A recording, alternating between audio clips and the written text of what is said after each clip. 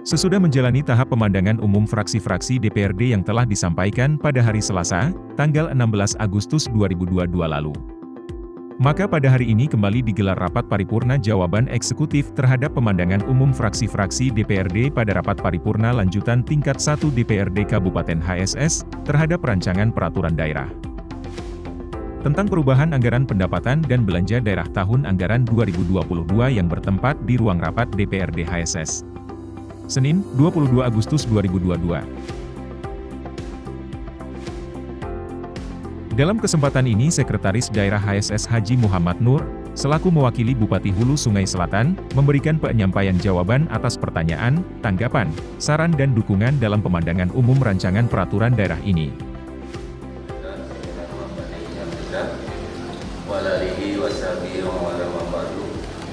Yang kami hormati Ketua DPRD, Wakil Ketua DPRD beserta seluruh anggota DPRD yang terhormat, izinkan kami mewakili Bupati Hulu Sungai Selatan menyampaikan jawaban eksekutif terhadap pemandangan umum fraksi-fraksi DPRD pada rapat paripurna lanjutan tingkat 1 DPRD Kabupaten Hulu Sungai Selatan terhadap rancangan peraturan daerah tentang perubahan anggaran pendapatan dan belanja daerah tahun anggaran 2022 hari ini Senin 22 Agustus tahun 2022 yang lengkapnya sebagai berikut. Bismillahirrahmanirrahim. Assalamualaikum warahmatullahi wabarakatuh. Saudara Ketua, Wakil Ketua dan anggota DPRD yang terhormat, Saudara pimpinan perangkat daerah Kabupaten Hulu Sungai Selatan, para undangan dan hadirin yang berbahagia. Syukur alhamdulillah kita panjatkan kehadirat Allah Subhanahu wa taala, Tuhan yang Maha Esa. Atas rahmat dan karunia-Nya jualah pada hari ini kita dapat melanjutkan rapat paripurna lanjutan tingkat 1 dalam rangka penyampaian jawaban eksekutif terhadap pemandangan umum fraksi-fraksi DPRD yang telah disampaikan pada hari Selasa tanggal 16 Agustus tahun 2022.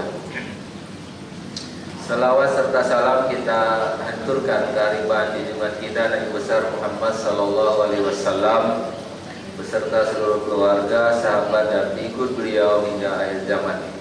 Semoga kita mendapat syafaat dari beliau, amin ya rabbal alamin. Saudara Ketua, Wakil Ketua dan anggota Dewan yang terhormat, izinkanlah kami dalam kesempatan ini mengucapkan terima kasih dan penghargaan kepada fraksi-fraksi DPRD yang telah menyampaikan pertanyaan, tanggapan, saran dan dukungan dalam pemandangan umum atas rancangan peraturan daerah yang disampaikan eksekutif, yakni rancangan peraturan daerah tentang perubahan anggaran pendapatan dan belanja daerah tahun anggaran 2022. Selanjutnya izinkan kami menyampaikan tanggapan terhadap pemandangan umum fraksi-fraksi yang telah diajukan dengan uraian sebagai berikut. Yang pertama, fraksi PKS. Kami menyampaikan ucapan terima kasih atas dukungan dan apresiasi fraksi PKS terhadap penyampaian raperda ini. Kemudian kami juga berharap masukan dan saran dari fraksi PKS pada pembahasan selanjutnya. Berikutnya dari fraksi Nasdem, kami menyampaikan ucapan terima kasih atas dukungan dan apresiasi fraksi Nasdem terhadap penyampaian raperda ini. Kami juga berharap masukan dan saran dari fraksi Nasdem pada pembahasan selanjutnya. Selanjutnya terhadap pandangan fraksi PKB, kami menyampaikan ucapan terima kasih atas dukungan dan apresiasi fraksi PKB terhadap penyampaian raperda ini. Berkenaan dengan harapan dari fraksi PKB terkait dengan perubahan APBD tahun anggaran 2022 ini, agar pemulihan di bidang ekonomi lebih diperhatikan, hal tersebut akan menjadi perhatian kita bersama dan akan menyiapkan langkah-langkah strategis dalam rangka pemulihan di bidang ekonomi dimaksud. Kemudian terkait penanganan jalan Tanah Abang, Desa Simpur, akan diusulkan dalam APBD tahun anggaran 2023, sedangkan jembatan penghubung Desa Sirihulu ke Desa Asam salah satunya akan diusulkan melalui DAK untuk penanganan jembatan pebahanan di ruas Jalan Binjai Sirihulu Asam Seranggan. Dapat diinformasikan bahwa saat ini masih dalam proses verifikasi. Selanjutnya terhadap pandangan fraksi PDI Perjuangan, kami menyampaikan ucapan terima kasih atas dukungan dan apresiasi fraksi PDI Perjuangan terhadap penyampaian Ranperda ini. Berkenaan dengan rencana pembangunan jembatan penghubung Kecamatan Anda Selatan, kami ucapkan terima kasih atas dukungan fraksi PDI Perjuangan. Dapat kami sampaikan bahwa saat ini untuk pelaksanaannya masih dalam proses pengadaan tanah dan dalam rangka pembangunan jembatan dimaksud. Untuk itu kami mohon dukungan dari anggota DPRD yang terhormat dan dukungan dari semua pihak agar pelaksanaan kegiatan tersebut dapat berjalan dengan lancar. Kemudian terkait harapan dari fraksi PDI Perjuangan berkenaan dengan regrouping atau penutupan sekolah, dapat disampaikan bahwa Kabupaten Hulu Sungai Selatan memiliki 242 sekolah dasar yang terdiri dari 239 sekolah dasar negeri dan 3 sekolah swasta dengan jumlah murid yang tidak merata untuk setiap sekolah. Dengan jumlah sekolah yang besar, maka berimbas kepada pemenuhan tenaga guru pengajar. Selain banyaknya sekolah dasar yang mengalami kekurangan murid, terkait jumlah murid yang kurang ini, di dalam sistem dapodik sekolah juga sudah diberi peringatan di mana jumlah murid 59 akan bertanda merah, yang artinya hati-hati. Meskipun sampai saat ini sekolah masih bisa dikategorikan valid. Di samping itu, kondisi bangunan yang kurang terpelihara diakibatkan oleh keterbatasan dana pemeliharaan yang bersumber dari dana BOS yang perhitungannya berdasarkan jumlah siswa. Untuk mengatasi hal tersebut, pemerintah daerah melalui Dinas Pendidikan dan Kebudayaan mengambil langkah regrouping dengan dasar yang pertama, jumlah murid di bawah 30 orang. Yang kedua, adanya beberapa sekolah yang berdekatan dalam satu desa. Berikutnya, sarana dan prasarana pendukung dalam penyelenggaraan pendidikan di sekolah tersebut tidak memadai. Kemudian, sekolah mengalami kondisi banjir setiap tahun. Dan terakhir, kebutuhan sarana prasarana untuk menunjang kebutuhan dasar, dalam hal ini kesehatan. Hal ini merupakan suatu upaya untuk melakukan penataan kembali pengelolaan pendidikan dasar di tingkat sekolah dasar yang akan berpengaruh terhadap efektivitas dan efisiensi proses belajar mengajar. Tolak ukur dari pengaruh tersebut antara lain: yang pertama, terpenuhinya kebutuhan tenaga pengajar sehingga terdapat keseimbangan antara rasio guru dengan rombongan belajar. Yang kedua, terdapatnya rasio murid dengan rombongan belajar mendekati rasio ideal, sehingga secara bertahap tercipta proses belajar yang lebih efektif. Yang ketiga, target pencapaian kurikulum dapat terpenuhi. Aktivitas ekstrakurikuler dapat berlangsung dengan baik sehingga dapat meningkatkan kemampuan hasil belajar.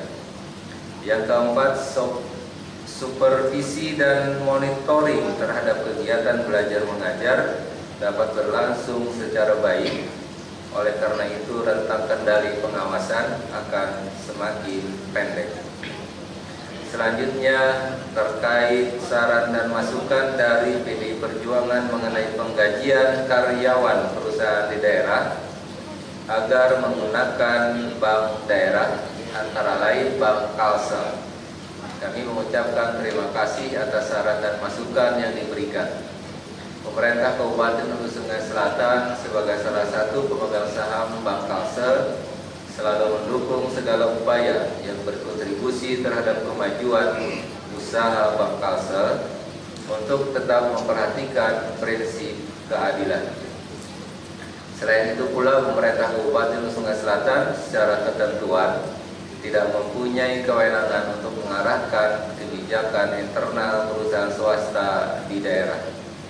Namun pemerintah daerah dapat mendorong Bank Kalsel agar lebih mempromosikan program-programnya kepada perusahaan di daerah agar lebih mampu bersaing dengan bank milik negara maupun milik swasta.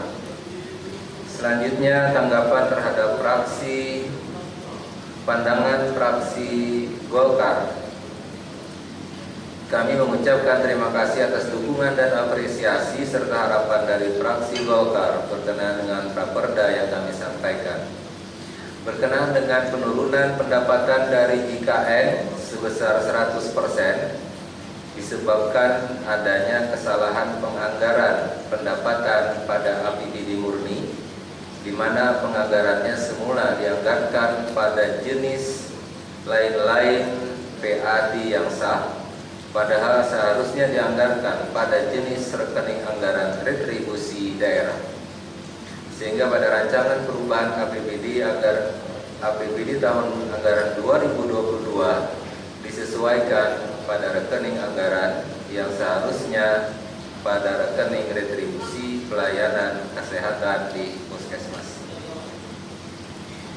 Kemudian terkait penetapan target pendapatan hibah dari kelompok masyarakat atau perorangan dalam negeri atau sumbangan pihak ketiga dan sejenis sebesar 1.025.200.000 rupiah dianggap tidak rasional karena pendapatan ini hanya bersumber dari sumbangan _ hibah masyarakat _ pengusaha secara sukarela dan tidak dipaksakan.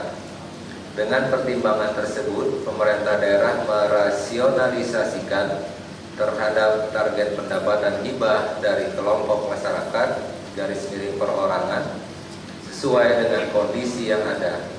Sebagai gambaran, pada realisasi semester pertama, capaian pendapatan ini hanya sebesar Rp330.000. Selanjutnya, mengenai belanja operasi hibah dapat dijelaskan sebagai berikut. Yang pertama, belanja hibah pada rancangan perubahan APBD tahun anggaran 2022 mengalami kenaikan sebesar Rp15.422.016.548 yang disebabkan hal-hal sebagai berikut. Yang pertama, kenaikan belanja hibah pada saat pergeseran anggaran dengan sumber dana DAK sebesar Rp12.949.900. Kemudian kenaikan belanja hibah pada rancangan perubahan APBD tahun 2022 sebesar Rp3.412.066.648 yang terdiri dari hibah kepada Polda Kalsel, kemudian hibah untuk Masjid Lok Sado, dan hibah untuk Kubah Guru Kapuk. Yang kedua, belanja bantuan sosial mengalami penurunan sebesar Rp1.244.928.000 atau minus 6,74% dalam rangka penyesuaian updating data penerima bantuan sosial. Berkenaan dengan kegiatan pembersihan rumput sepanjang jalan Kandangan Negara, kami ucapkan terima kasih atas masukan yang disampaikan. Kemudian dapat dijelaskan bahwa berdasarkan kewenangan, karena ruas jalan Kandangan Negara merupakan ruas jalan milik pemerintah Provinsi Kalimantan Selatan, maka pemerintah daerah dalam hal ini Dinas PUTR akan berkoordinasi dengan Dinas PUPR Provinsi Kalimantan Selatan terkait hal tersebut. Terakhir, jawaban terhadap pandangan fraksi Gerindra PAN. Kami mengucapkan terima kasih atas saran, masukan, dan dukungan dari fraksi Gerindra PAN terhadap perda yang kami sampaikan ini. Khususnya saran dan masukan fraksi mengenai seluruh tahapan pelaksanaan kegiatan pada perangkat daerah, mulai dari perencanaan sampai dengan evaluasi. Hal ini akan menjadi perhatian pemerintah daerah. Kami juga mengharapkan saran dan masukan yang membangun dari fraksi Gerindra PAN pada pembahasan selanjutnya. Saudara Ketua, Wakil Ketua, dan anggota DPRD yang terhormat serta hadirin yang berbahagia, demikian penjelasan yang dapat kami sampaikan terhadap pemandangan umum yang telah diajukan oleh fraksi-fraksi DPRD Kabupaten Sungai Selatan.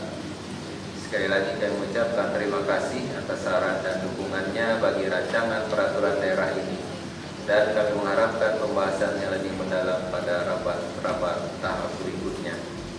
Semoga pembahasan rancangan peraturan daerah ini dapat berjalan dengan lancar. Amin ya rabbal alamin. Terima kasih. Assalamualaikum warahmatullahi wabarakatuh. Bupati Sungai Selatan, Dr. Andes Haji Ahmad Fikri, MHP.